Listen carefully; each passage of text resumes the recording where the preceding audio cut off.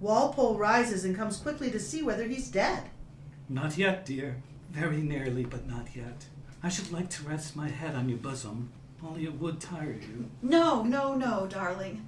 How could you tire me? Jennifer lifts him so that he lies on her bosom. That's good. That's real. Don't spare me, dear.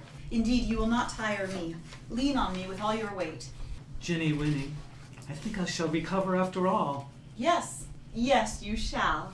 Because I suddenly want to sleep. Just an ordinary sleep. Sir Patrick looks significantly at Ridgeon, mutely warning him that this is the end. Yes, dear. Sleep. Louis seems to go to sleep. Walpole makes another movement. Please, don't disturb him. Louis's lips move. What did you say, dear? I can't listen without moving him. Louis's lips move again. Walpole bends down and listens. He wants to know if the newspaper man is here. Oh, yes, Mr. Dubedat, here I am. Walpole raises his hand warningly to silence him. Sir Ralph sits down quietly on the sofa and frankly buries his face in his handkerchief. Oh, that's right, dear. Don't spare me. Lean with all your weight on me. Now, you are really resting. Sir Patrick quickly comes forward and feels Louis's pulse, then takes him by the shoulders. Let me put him back on the pillow, ma'am. He will be better so. Oh, no, please, please, doctor. He is not tiring me, and he will be so hurt when he wakes that he finds I have put him away. He will never wake again. Sir Patrick takes the body from her and replaces it in the chair. Ridgeon, unmoved, lets down the back and makes a bier of it. Was that death? Yes. Will you wait for me a moment? I will come back. Jennifer goes out. Ought we to follow her? Is she in her right senses? Yes, she's all right. Leave her alone. She'll come back. Let us get this thing out of the way before she comes. My dear colleague, poor lad.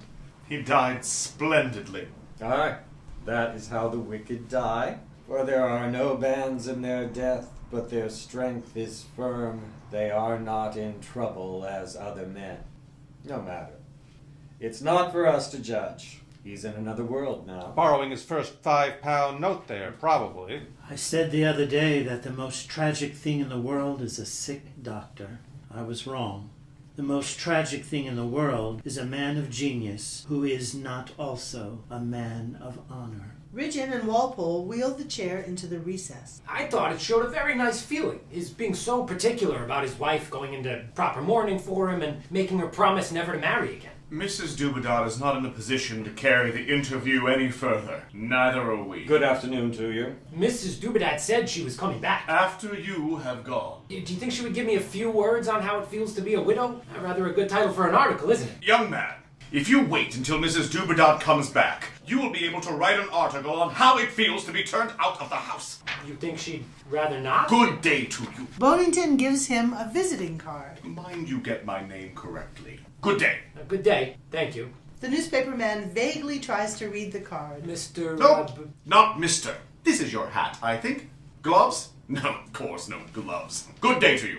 Bonington edges the newspaperman out at last, shuts the door on him, and returns to Sir Patrick as Ridgeon and Walpole come back from the recess. Poor fellow. Poor young fellow. How well he died. I feel a better man, really. When you're as old as I am, you'll know that it matters very little how a man dies. What matters is how he lives. Every fool that runs his nose against a bullet is a hero nowadays because he dies for his country. Why don't he live for it to some purpose? No, please, Patty. Don't be hard on the poor lad. Not now. Not now. After all, was he so bad? He had only two failings. Money and women.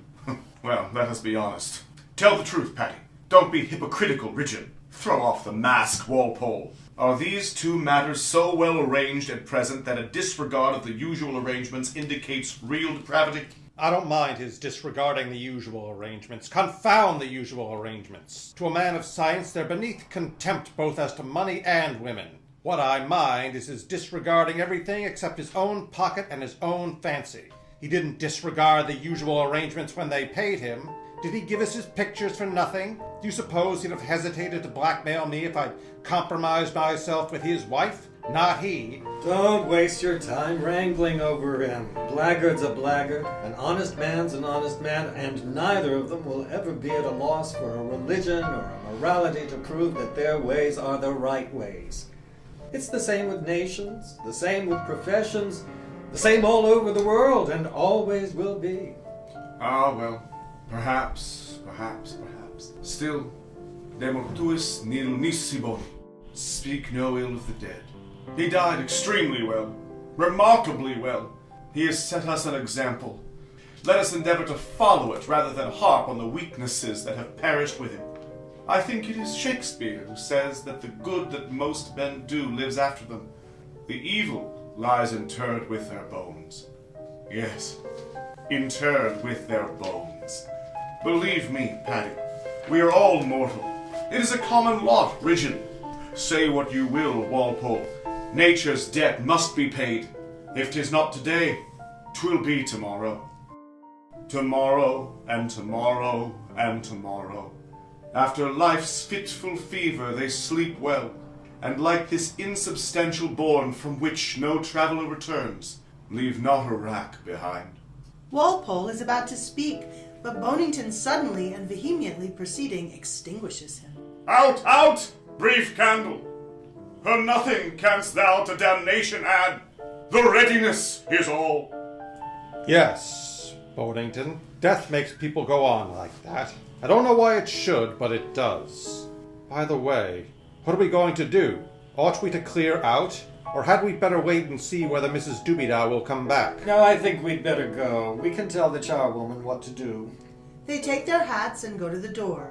Jennifer comes from the inner door, wonderfully and beautifully dressed and radiant, carrying a great piece of purple silk, handsomely embroidered over her arm. I'm so sorry to have kept you waiting. Not at all. I felt that I must shake hands with his friends once before we part today. We have shared together a great privilege and a great happiness. I don't think we can ever think of ourselves as ordinary people again. We have had a wonderful experience, and that gives us a common faith, a common ideal that nobody else can quite have. Life will always be beautiful to us. Death will always be beautiful to us. May we shake hands on that? They shake hands. Remember, all letters had better be left to your solicitor. Let him open everything and settle everything. That's the law, you know. Oh, thank you. I didn't know. Sir Patrick goes. Goodbye. Goodbye.